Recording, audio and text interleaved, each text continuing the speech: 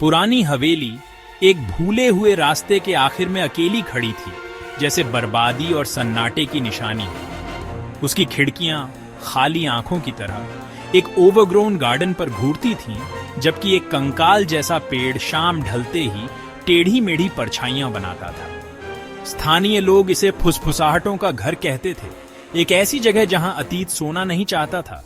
उसके राज हर चरमराते फर्श और हवा के हर झोंके से चिपके रहते थे।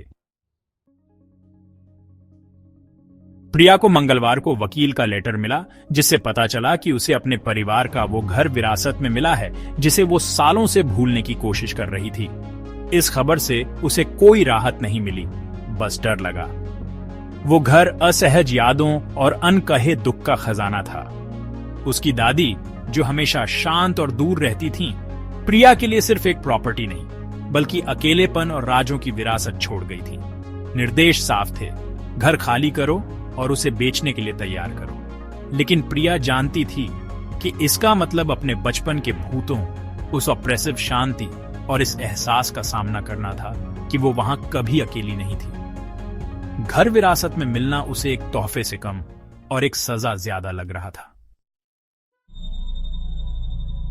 घने झाड़ियों से घिरी गली में गाड़ी चलाते हुए प्रिया के मन में शहर की तेज रफ्तार जिंदगी की यादें और वहां की हलचल गूंज रही थीं। लेकिन जैसे जैसे वो अपने पुराने घर के करीब पहुंची, उसके भीतर एक अजीब सा डर और बेचैनी घर करने लगी। हर मोड़ पर उसे अपने बचपन की यादें और उन भूले बिसरे डर की परछाइयां महसूस हो रही थीं, जो उसने कभी पीछे छोड़ने की कोशिश की थी।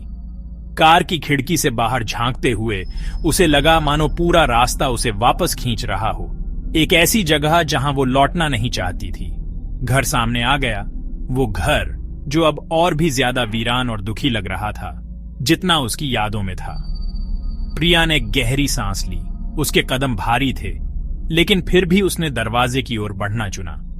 जैसे ही उसने अंदर कदम रखा, दरवाजा उसके पीछे एक आखिरी गूंजती हुई क्लिक के साथ बंद हो गया, मानो घर ने उसे अपने भीतर कैद कर लिया हो।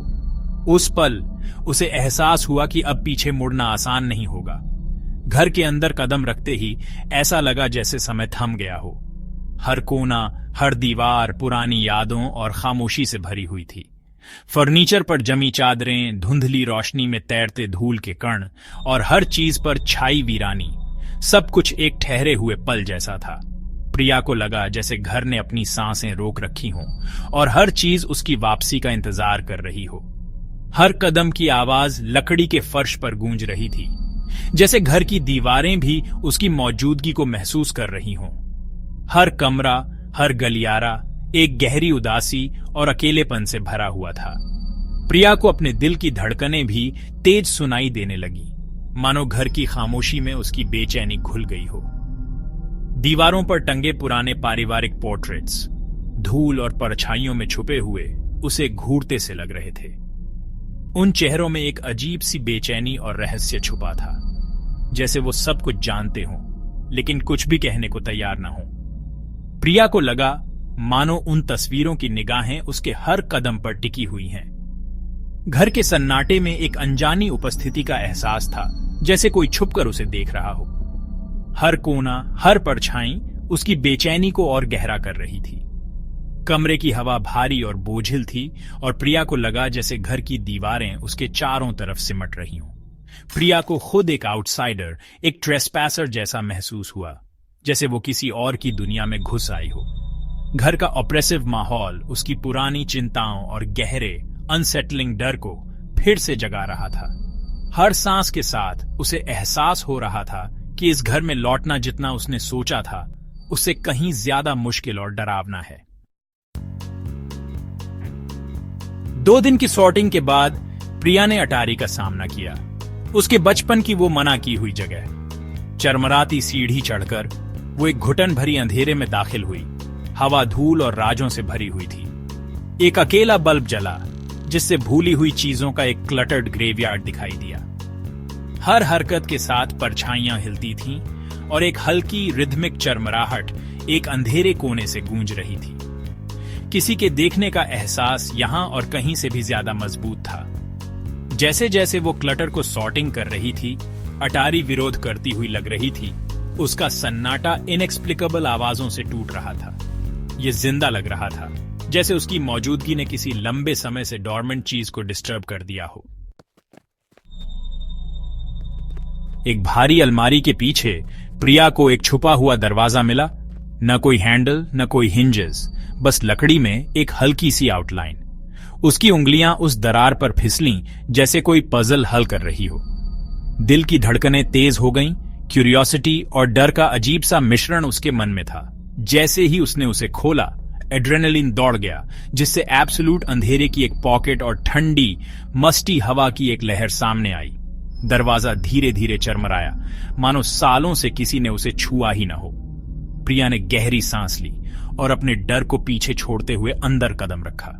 उसकी फ्लैशलाइट ने एक छोटा बिना खिड़की का कमरा दिखाया, बीच में एक पालना, धूल और जाले से ढका हुआ। कमरे की दीवारें नजदीक लग रही थीं, जैसे वो प्रिया को अपनी कहानी सुनाने के लिए बुला रही हों। एक टूटी हुई पोर्सलिन गुड़िया और दीवारों पर क्रूड बच्चों के ड्राइंग्स। हर कोने में किसी भूली हुई याद की परछाई थी और हर चित्र में एक अनकही दास्तान छुपी थी। पालना एक अकेली चरमराहट के साथ झूल रहा था, जैसे कोई अदृश्य हाथ उसे धकेल रहा हो। उस चरमराहट में एक बेचैनी थी, एक अधूरी लोरी की गूंज।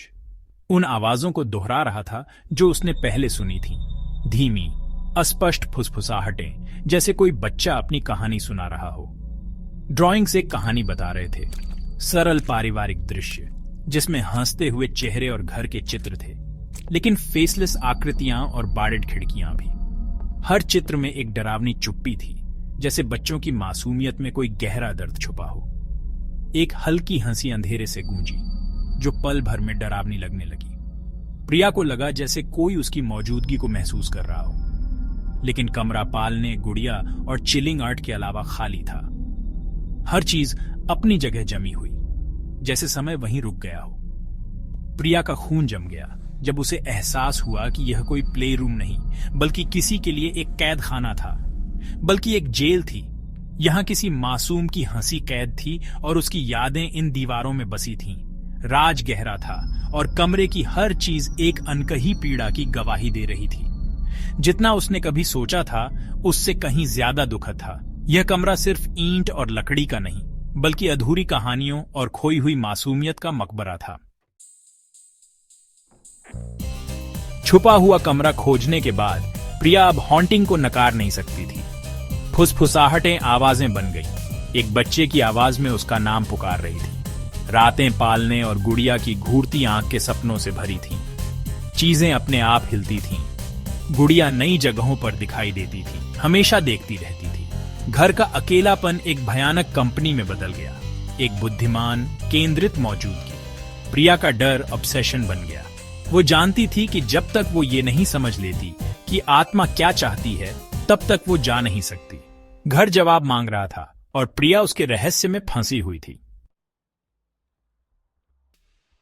डर, जिज्ञासा और जवाबों की तलाश में प्रिया एक बार फिर लालटेन के साथ उस छुपे हुए कमरे में लौटी। पिछली बार की तरह इस बार भी उसके दिल की धड़कनें तेज थीं, लेकिन अब उसके कदमों में एक अलग दृढ़ता थी। हर कोना, हर परछाई उसे बुला रही थी, जैसे दीवारों के भीतर कोई अनकही कहानी दबी हो। कमरे की हवा भारी थी और हर सांस के साथ उसे बीते समय की परछाइयां महसूस हो रही थीं। दीवारों पर उकेरी गई ड्राइंग्स ने एक दर्दनाक कहानी बयां की। एक सख्त, कठोर महिला जो उसकी अपनी दादी थी, एक मासूम बच्चे को कमरे में बंद कर रही थी। हर चित्र में बच्चा सलाखों के पीछे था। उसकी आंखों में डर और आजादी की तड़प साफ झलक रही थी। ये चित्र जैसे समय के कैद खाने में फंसे हुए थे। हर रेखा में एक चीख छुपी थी। अचानक कमरे में एक सर्द फुसफुसाहट गूंज उठी। मम्मा, ठंडी, अकेली। ये आवाज इतनी हल्की थी कि जैसे हवा में घुल गई हो, लेकिन उसका दर्द गहरा था। प्रिया को लगा जैसे कोई अदृश्य उपस्थिति उसके पास है, अपनी पीड़ा साझा कर रही है। सच्चाई अब उसके सामने थी। उसकी दादी ने कभी एक बच्चे को इस कमरे में कैद कर रखा था, उसे दुनिया से छुपा दिया था। उस मासूम को अंधेरे और अकेलेपन में मरने के लिए छोड़ दिया गया था। प्रिया के रोंगटे खड़े हो गए, उसकी आंखों में आंसू आ गए। सबसे डरावना चित्र वही था जिसमें बच्चा जमीन पर लेटा हुआ था और दादी दूर जाती दिख रही थी। उस चित्र में अबैंडनमेंट और बेबसी की भावना इतनी गहरी थी कि प्रिया का दिल कांप उठा। फुसफुसाहटें अब एक आखिरी दिल दहला देने वाली आह में बदल गईं, जैसे आत्मा ने अपनी पूरी पीड़ा एक सांस में उगल दी हो। कमरे की ठंडक और भी बढ़ गई और प्रिया को लगा जैसे समय थम गया हो। प्रिया को अब सब समझ आ गया। उस बच्चे की आत्मा जो दुख और उपेक्षा में फंसी थी, उसी घर में भटक रही थी। वह आत्मा किसी को अपनी कहानी सुनाने के लिए, किसी के सहारे के लिए तरस रही थी। प्रिया ने महसूस किया कि वह पहली थी जिसने उसकी पीड़ा को सच में सुना और समझा। परिवार का ये राज सिर्फ छुपा हुआ नहीं था, वो घर की हर दीवार, हर परछाई में जिंदा था। हर बार जब हवा में सर्दी महसूस होती, हर बार जब सीढ़ियों पर कोई आहट गूंजती, वो दुख फिर से जाग उठता। घर की भारी, उदास हवा उस बच्चे के दुख की गवाही देती थी जो दशकों से वहां अटका हुआ था। हर कोना, हर धूल भरी सतह उसकी तन्हाई की कहानी कहती थी। प्रिया पहली थी जिसने इन दीवारों के पीछे छुपे दर्द को देखा, और पहली थी जिसने उस भूली हुई आत्मा के लिए सच में शोक मनाया। उसकी आंखों से बहते आंसू उस आत्मा के लिए एक सच्चा सम्मान थे, जैसे सालों बाद किसी ने उसकी कहानी को सुना और उसे याद किया। सच्चाई ने प्रिया को तोड़ दिया। घर की ऊर्जा दुख से गुस्से में बदल गई। नीचे एक हिंसक क्रैश ने आत्मा के गुस्से का संकेत दिया। हवा ठंडी हो गई, घर अंधेरे में डूब गया। दरवाजे जोर से बंद हुए, हंसी गूंजी और प्रिया भागी, हिलते हुए फर्नीचर के एक मेज में लड़खड़ाती हुई। एक बर्फीले हाथ ने उसकी टखनी पकड़ी। वो चिल्लाई और खुद को छुड़ाया, दरवाजे की ओर भागी। वो तब तक नहीं रुकी जब तक वो अपनी कार तक नहीं पहुंच गई। कांपते हुए वो तेजी से चली गई। रियरव्यू मिरर में एक छोटी सिलुएट ऊपर की खिड़की से हाथ हिला रही थी। घर का राज बाहर आ गया था, लेकिन उसका दुख बना रहा। प्रिया बच गई, लेकिन हॉन्टिंग अभी खत्म नहीं हुई थी। हफ्तों बाद प्रिया शहर में वापस आ गई है, लेकिन टेरर बना हुआ है। उसने घर बेच दिया, किसी को सच्चाई नहीं बताई और यादें दफनाने की कोशिश करती है। लेकिन घर उसे जाने नहीं देता। वो एक रॉकिंग पालने की फैंटम आवाज से जागती है, गुड़ियों से बचती है और बच्चों की हंसी से डरती है। अकेले बच्चे का दुख उसकी आत्मा में समा गया है। विरासत घर नहीं था, बल्कि वो दुख और गिल्ट था जो अब उसे हॉन्टेड करता है। भूले हुए रास्ते के आखिर में घर खाली खड़ा है, उसका राज फिर से सुरक्षित है। मजदूर अंदर जाने से मना करते हैं और शांत रातों में एक हल्की बच्चों जैसी हंसी हवा में तैरती है। घर इंतजार करता है, उसकी कहानी अधूरी है, अगले आत्मा के लिए सुनने के लिए।